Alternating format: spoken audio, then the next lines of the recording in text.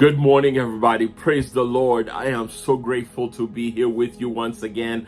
And my prayers that this past 10 weeks, as we were studying in the book of Acts, thematic journey in Acts, and I pray those 10 weeks were a blessing to you, encourage and strengthening your work with the Lord, and encourage you to continue to read God's word. And so as I was concluding last week, I was praying, asking God for direction, where to go next. And I really feel in my spirit that God wants us to look at this series.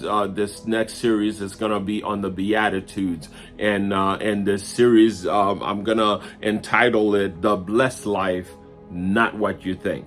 And I'll give you a brief synopsis of what the Beatitudes are. The Beatitudes are the opening of Jesus' Sermon on the Mount that we find in Matthew chapter 5, where he described who is truly blessed, not based on the world's standards, but on God's kingdom values. They reveal what God really honors: humility over pride, brokenness over self-sufficiency, mercy over judgment, righteous hunger over comfort. In simple terms, Jesus flips the script. He flips the definition of success. God's blessing isn't about what you have, it's about who you are becoming. This will be, I would say, an eight-week series where we will take all the blessed statement that Jesus made in the Sermon on the Mount and expound on them. I hope that you are as excited as I am and ready to be encouraged by this new series.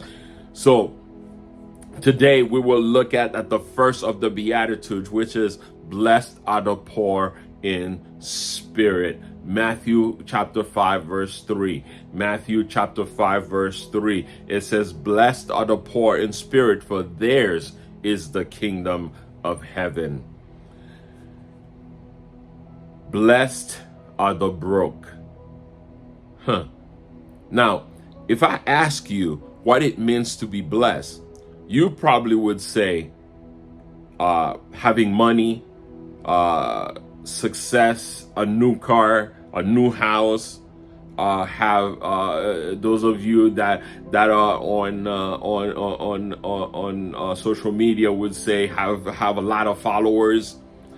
But Jesus says you're blessed when you are broken, when you are struggling, when you are overlooked. Let me tell you about the surprise of being broke. Imagine someone walked up to you and said, congratulations, you're broke.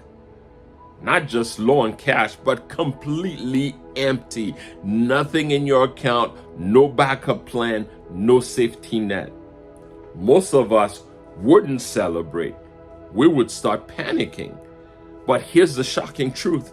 See, Jesus began his most famous sermon by saying people like that are blessed. That's not what we expect. In our world, blessed means having more money, having more success, having more influence. But Jesus flips the script. The blessed life doesn't start with having it all. It starts with admitting you have nothing. Understanding poor in spirit, when Jesus says poor in spirit, he is not talking about financial poverty. He's talking about spiritual condition.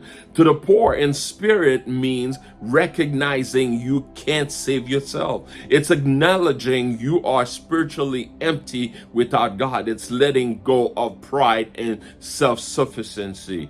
It's the difference between saying, God, I've got this, or and saying, God, I desperately need you. This kind of humility is not a weakness, it's honesty. So why is this the first beatitude? Jesus starts here because everything else builds on it.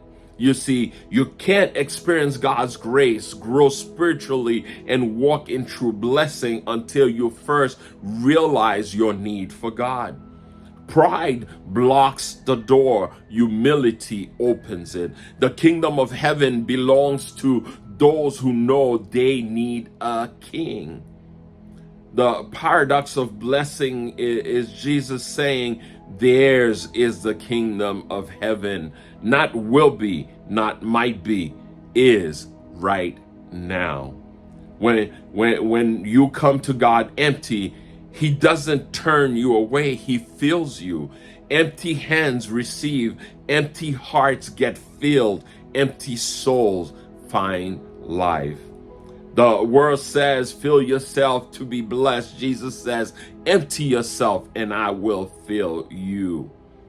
Let's be real. Our culture teaches us to build our brand, be confident in ourselves, never show weakness. But Jesus invites us into something deeper.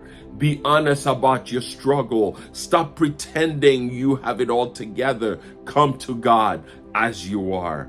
You don't need to impress God. You just need to come to him. Let me close this morning with this illustration, the full cup problem. See, picture someone trying to pour fresh water into a cup that's already full. It doesn't matter how clean or refreshing the water is. Nothing can go in because there's no room. Now imagine dumping that cup out completely empty. Suddenly it can be filled again. That's what being poor in spirit is like. As long as we are full of pride, self-reliance, I got this mentality, there's no room for God. But when we come empty, God says, now I can fill you. The blessed life begins when we stop pretending we're full. And finally, come empty, and God can fill your emptiness with something greater than you could ever imagine. Amen. Let us pray. Heavenly Father, we thank you. We thank you, oh God, for reminding us that the blessed life is not about having everything together, but about recognizing our need for you, Lord. We confess this morning that sometimes we rely on our own strength, on our own plans, on our own understanding. Forgive us, oh God, for the times we've tried to live life without fully depending on you. Today, Father, we choose humility. We choose honesty. We choose to come before you with empty hand and open hearts, oh God. Fill us with your presence. Fill us with your grace. Fill us with your power. Teach us, oh God, to live daily in dependence on you, Father. Help us to understand that true blessing is found not in what we have, but in belonging to your kingdom, Lord. We thank you today, oh God, we pray in Jesus' mighty name. Amen and amen. Praise the Lord. Praise the Lord. I am so grateful that I could start this series today, and I pray that listen, you are stoked and excited. You hear the first one, and you are ready to go in this journey with me to learn about the Beatitudes. And my prayer is that these words encourage you, and these words keep you coming back for more. May God bless you and keep you. May God watch over you. May his light shine upon you. May he give you peace today. I love you with the love of the Lord.